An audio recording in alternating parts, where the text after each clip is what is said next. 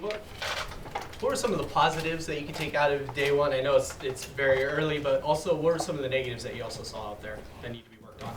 Well, a lot of situations, obviously. Today had a 2-minute drill. The quarterback, Carr, is very impressive today again. He's showing very good command of the offense. I think the first team offense is doing some very good things, running and passing. I like where our defense is going. I was pleased, really, with the guys at the top of the depth chart. I thought Pinero kicked the ball very well. Both our rookie specialists punted the ball extremely well.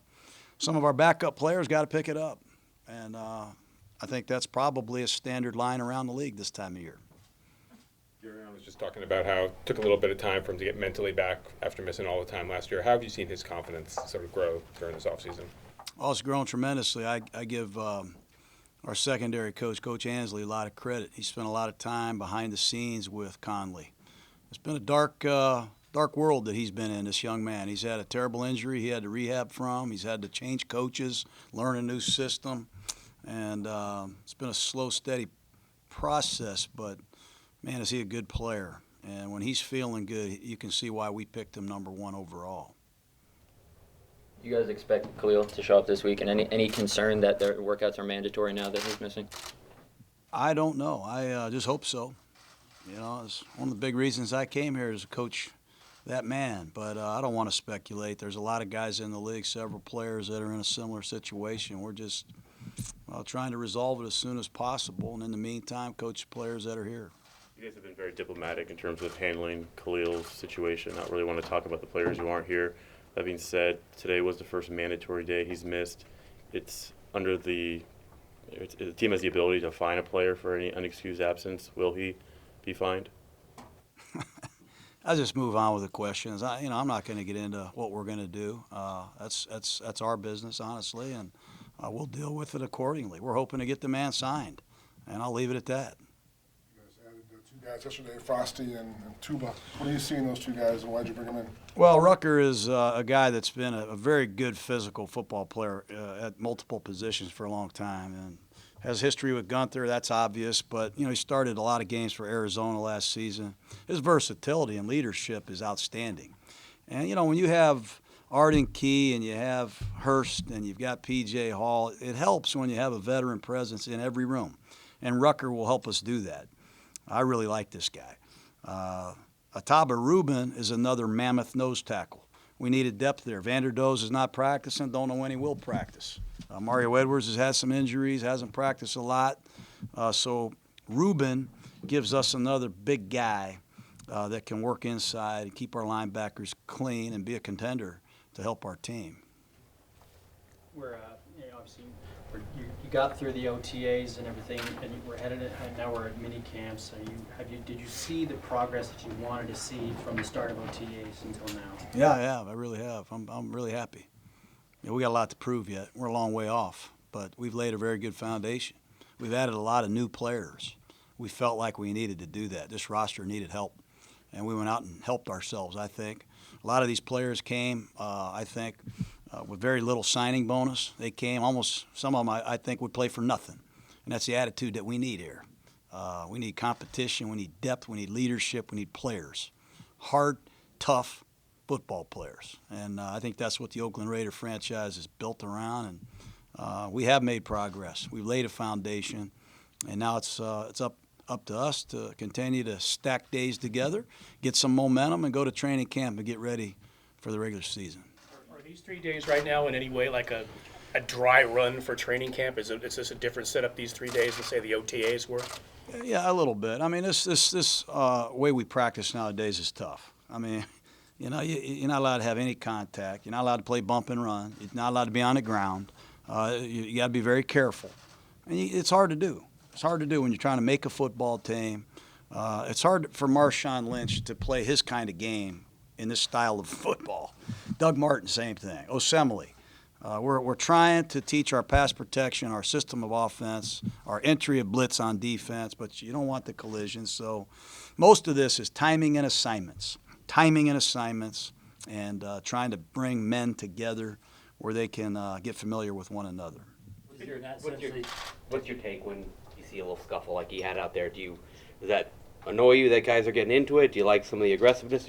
How do you kind of feel when you see? Well, we haven't had that. You know, we really have stressed the etiquette that you have to be an Oakland Raider. We have to work against each other. We got to practice against each other every day. I didn't like what happened today, particularly in the situation. You know, you hear all this situational football talk around the league. We're in a 2-minute drill to win the game, and we got a guy ejected for fighting. That's a 15-yard penalty, and Eddie Pinheiro ended their day with a game-winning field goal. So I'd hate to fly back from London or wherever the hell we got to play, Miami or all these road trips we got, losing a game like that. So sorry for getting unglued.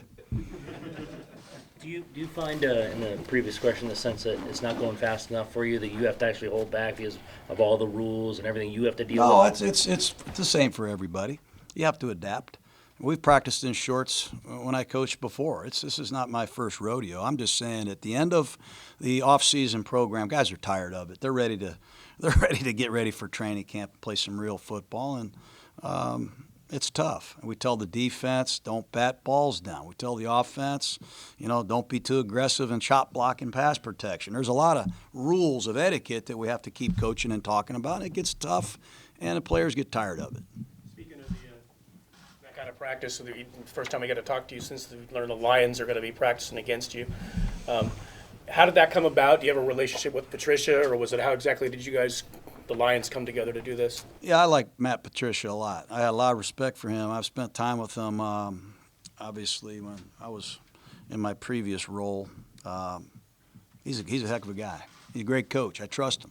I think he trusts how we want to get better and improve as a football team on both ends. And there'll be specific situations. A lot of it will be controlled.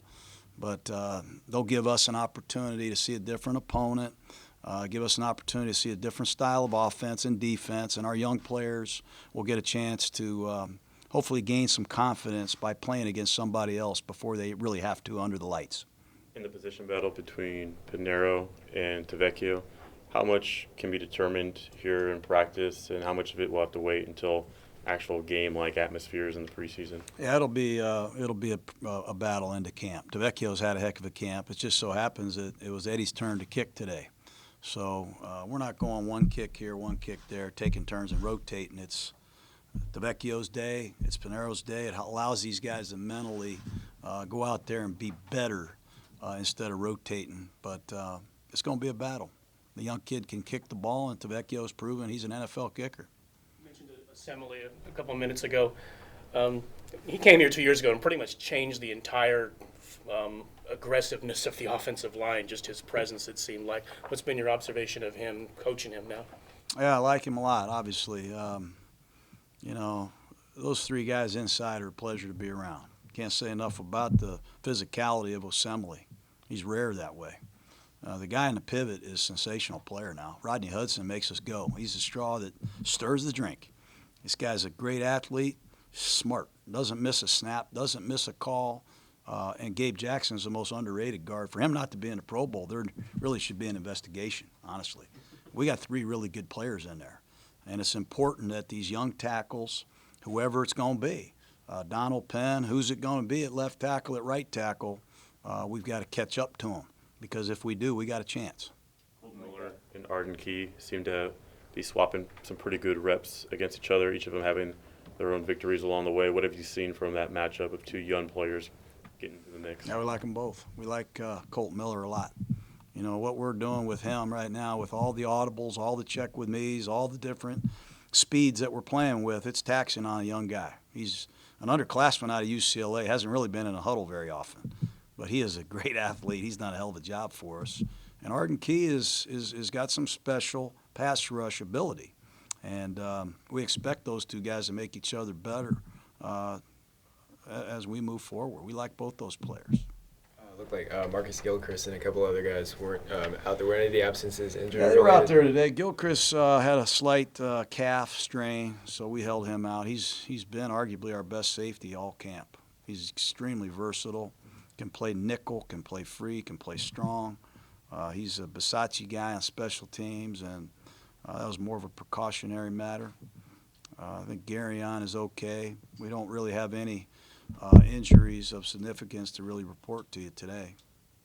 Obi's doing more since the last time we talked. Obi's doing more. Yeah, but is he, I mean, it seems like Yeah, he is. He's matchup out there like that. more. He's out there more. He's getting close to being all the way back. So he and Conley both have had some dark, quiet moments with the trainer, and I think his confidence is growing. I saw him pull the trigger and really get off the hash and move the other day, and you see the 4.4 speed that is talked about. But he's got a lot of ground to make up. He's missed a lot of work, and it's competitive back there. The guy that's really been stunning for us is Eric Harris. You know, I'm doing my research on this guy. Who is this cat? This guy's played really good football for us, and I don't care what round they are coming from. This kid is really rising to the top right now. Coach, Derek Johnson has been with the team for a little bit over a month now. So from what you've seen through the practices and just being around him, what's really stood out for him since joining the team? Well, his presence stands out. It has a feel to the defense. You know, in the walkthroughs and during stretch, the confidence. I think the bar raises when you get a guy of that status in this league. Quick study, learn the defense. He recognizes formations. He can cover. I still think he's got some thump in that body. And I give him a lot of credit. The man got married last weekend, gets married, and flies back for an OTA the next day. Now, if you don't like that, you don't like football. So his dedication to the game is spectacular. And he's what we need. He's what we need. We need a presence in the middle of our defense. It's been a turnstile, the linebacker position here, for a long time. And hopefully he can help develop Morrow, Markel Lee, two young guys that I think could benefit from watching them. This Tom Cable brought you guys as the line coach, especially with the young tackles that you're trying to develop.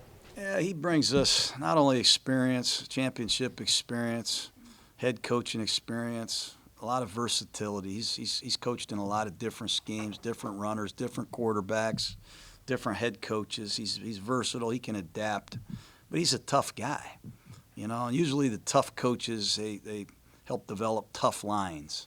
And the thing I love about Cable is he's a great teacher. You know, you can go down and sit in an offensive line meeting for 30 minutes, and he can coach about 3 days worth of information. He's always ready. He's sharp, but he's a really good teacher, and he's into it every day. And he's a tough guy. We like him.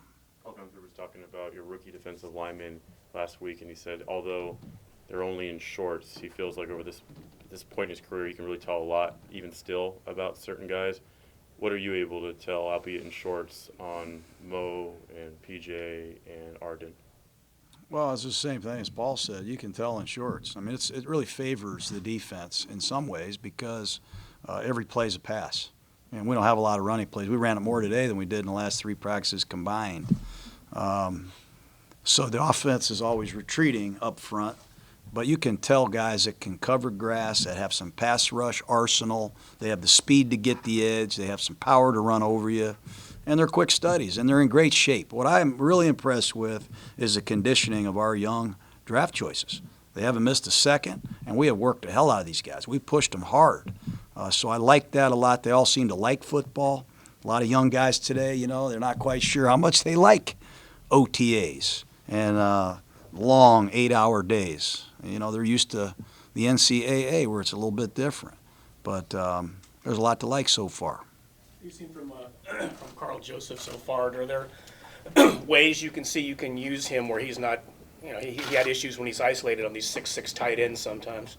Yeah, well, it's tough. I mean, he's going to have to be isolated on him again in certain coverages against certain formations. That might happen again, but you know, he's showing up around the ball. He's touching off. We chart how many times each defender gets to the ball, and I would say Carl leads our team in getting to the ball. So his effort's been outstanding. He's still learning this defense. And fortunately for him, he can sit in the meeting with Leon Hall, Reggie Nelson, guys that have had a lot of history with Gunther. And I think as that improves, he'll improve. But, you know, we're not going to change genetics. You know, there's going to be times where he's in a tough matchup. That's just the way it's going to be.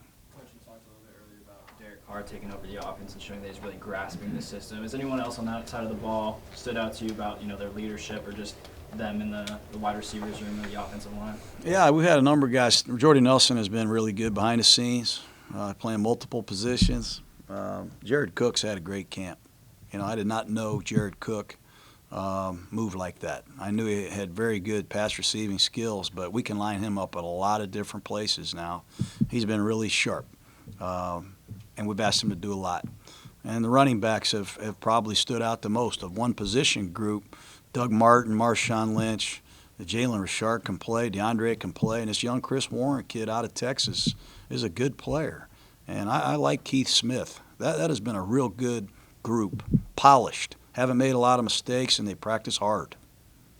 You saw you guys like Hackenberg. How would you evaluate the guys you have behind Derek right now? Yeah, I was disappointed in not really giving Christian the opportunity to go to camp.